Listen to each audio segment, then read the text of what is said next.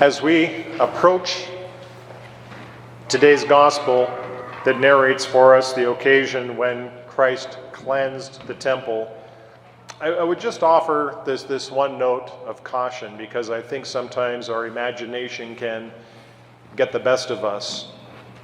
And when we hear that Jesus makes a whip out of cords and drives the sellers of sheep and oxen and doves and overturns the tables of money changers, that somehow he did this in a fit of anger, and that he violently drove these individuals away from the temple precincts. St. John does not give us any insight into Christ's emotional state.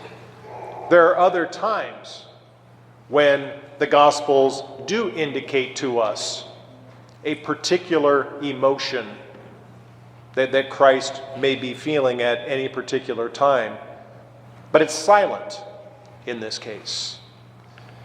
And so I would want you, considering all that we know about Jesus Christ, to disabuse, any thoughts of an angry, violent Jesus. Because if there is any insight into his state of mind, it is given to us by what the disciples were thinking. You see, their interpretation of the event is perhaps the most important, right? Because they were actually there. They were actually there. And St. John makes the point of saying that as they watched Christ do what he did in cleansing the temple, that they remembered the verse of Scripture, "Zeal for your house will consume me." Zeal. And what is zeal? I mean, we could probably go so far as to say an excessive love. Not excessive in the term of like, irrational, or unthinking, but excessive in that, a love that just, wells up from within and just completely overwhelms and overflows, and takes over and governs the situation. Zeal for your house will consume me. For your further meditation, I would say, because we're not going to get into it today, but you look and you fast forward to Jesus on the cross, and there you see his zeal exemplified. The excessive love by which he was immolated on the cross. Zeal for your house will consume me. Christ was consumed, immolated, for love of his Father and for the love of us. So what is it that is essentially going on in today's gospel? Well, because this is the gospel according to St. John, and because I've mentioned this a number of times, you automatically think to yourself, things are not going to be as obvious as they appear. This is a deeply, deeply theological gospel. St. John does not simply skim along the surface, giving us a biography of Jesus Christ. He gives us the deepest dive he had accessible to him by the very grace of God that inspired him to write this gospel in the first place. We first look at where he situates the cleansing of the temple in his gospel. It's at the very beginning. It's in chapter 2. And so what I would suggest to you, and what is suggested by biblical scholars, is that this kind of gives us an insight into part of the mission and the ministry of Jesus Christ. To bring all that is old and fulfill it in something strikingly new. And this precisely touches on the order of divine worship. There was an old order of divine worship that was instituted by God. It was given to Moses, who promulgated it to the Jews. Temple worship was part and parcel of the Jewish identity. This is how you worship God. That's how you were formed as a devout Jew. But guess what? Something bigger and better and more perfect than the temple is now on the scene. And when Jesus Christ comes onto the scene, he sees what is being done. There are the oxen, there are the sheep, there are the doves. All these are necessary for the sacrifices of the temple. There are the money changers. People had to exchange their money because you can't use foreign coinage to buy items to be sacrificed in divine worship. All of these things legitimate in and of themselves, but then also given human nature, which John tells us Christ knew full well, it did become a little corrupt. Became a little corrupt. But nonetheless, I think that is somewhat a secondary point. Because I think the first and most important thing, when we look at today's gospel, is Jesus Christ comes into the temple area for the first time, and he establishes himself as the Lord of the temple. This is his property. It belongs to his Father. And what is gradually going to take place of that temple worship is his own Eucharistic sacrifice. His own Eucharistic sacrifice. Because see, all of the temple sacrifices were only figures. They were only previews of the one sufficient sacrifice. The one all-sufficient sacrifice that Christ would make in his offering of his body on the cross. And this gives us a deeper insight, into what is taking place, with Jesus Christ and why he is doing the things he is doing. And how can we gather all this? Well, because he was challenged, wasn't he? There are the Jews, they're watching what he's doing, and they're like, wait a minute. By what authority do you do these things? What sign can you do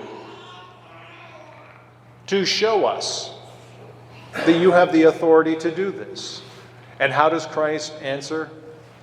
In a way that is recognizable to us because we have 2,000 years of hindsight to our benefit, right? Destroy this temple, and in 3 days I will raise it up.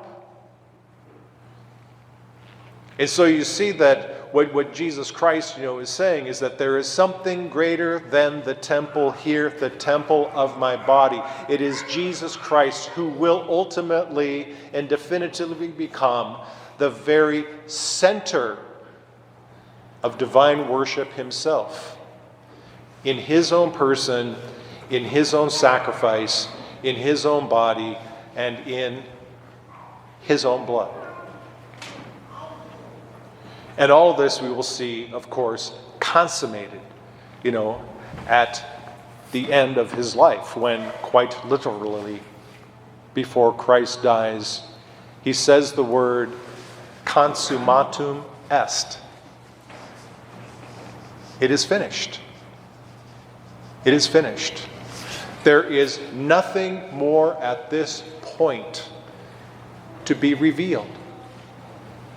Now go back and replay the tape over and over and over again until it sinks in and you get it. Let's just take a brief look. How can we have that wonderful reading from the book of Exodus expounding the Ten Commandments without commenting on them in some shape or form, right? That would be almost negligent, I would think. Let's start by saying that the Ten Commandments are not unique to the Hebrews, to the Israelite people. They are not unique to us as Christians. Is that, first and foremost, the Ten Commandments can be known by the use of reason alone. All 10 commandments are self-evident.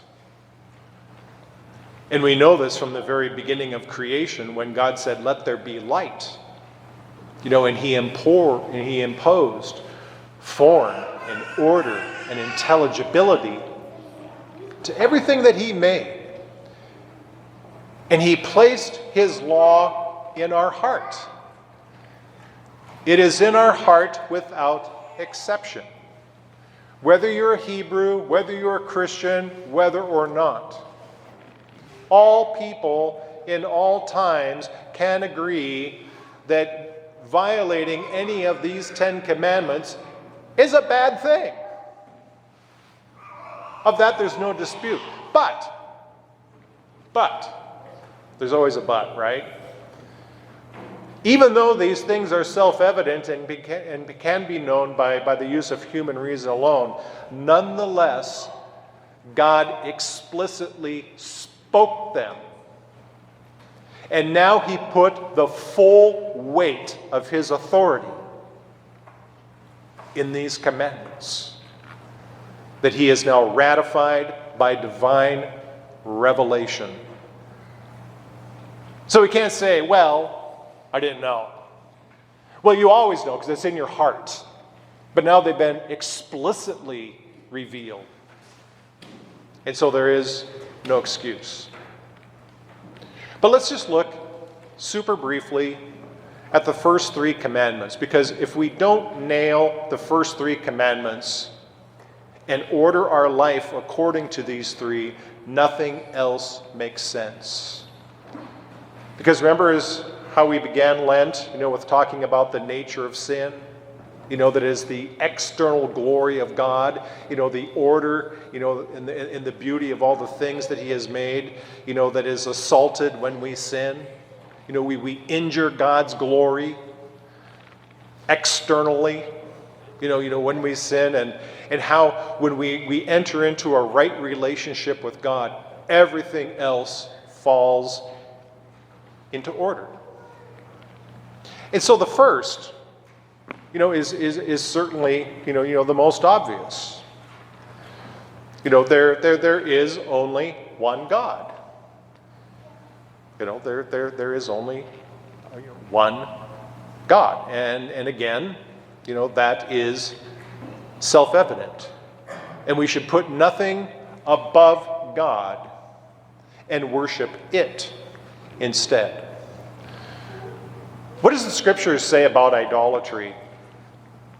It's really interesting. The scriptures say, you look to the book of Psalms and, we'll talk about, people who carve idols out of wood. And it says, these idols carved out of wood have eyes, but they cannot see. They have ears, but they cannot hear. They have mouths, but they cannot speak. And all who worship them will become like them. A stick. We become like that which we worship. We become like that we worship. St. Paul almost kind of, you can detect a little derisive tone when he talks about idolatry, and he talks about people who will trade the glory of God to worship a bull that eats grass. You could almost detect a little derisiveness in there. Really, your God eats grass? My God made the grass. So you become like that which you worship other than God. And that's the point. We look at You know, the third commandment, I'm saving the second for last. We look at the third commandment about, keeping holy the Sabbath, how we need, God created us.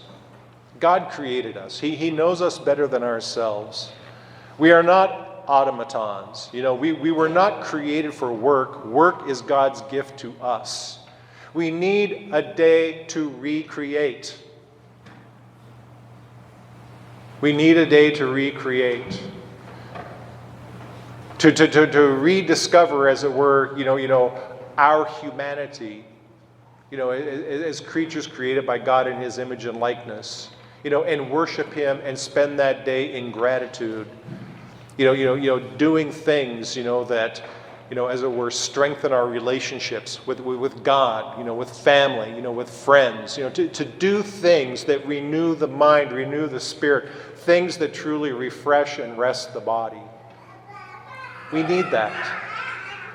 And anyone who says they do not, even those who say they do not, are sadly mistaken. They're sorely mistaken. And why I'm saving the second commandment for the last, because it's a truly wonderful commandment. You shall not take the name of the Lord God in vain. Let's look at what comes before that commandment. You all know the scene. There's Moses, tending his father-in-law's sheep, and he sees a remarkable sight. There is a bush. It's on fire, but the bush is not being consumed. And so he approaches. What is this? And you know the story. In the course of his conversation with God, Moses asked him, when I tell the Israelites all of this stuff, who shall I say sent me? What is your name? So I can tell them. And God revealed his name. What does it mean for God to reveal his name? Because, I would almost suggest this has to be one of the most stupendous turning points of all human history. That God entrusted his name to us. And what does it imply? A deep intimacy and trust. A deep intimacy and trust. I give you my name. It's like giving someone your heart. The very essence of who you are. And you can't help, but be forcibly reminded, of the night before Christ died and he told his disciples, I call you my friends. I call you my friends because a servant doesn't know what his master is all about. But I have revealed everything to you that I have heard from my Father. Therefore, I call you my friends.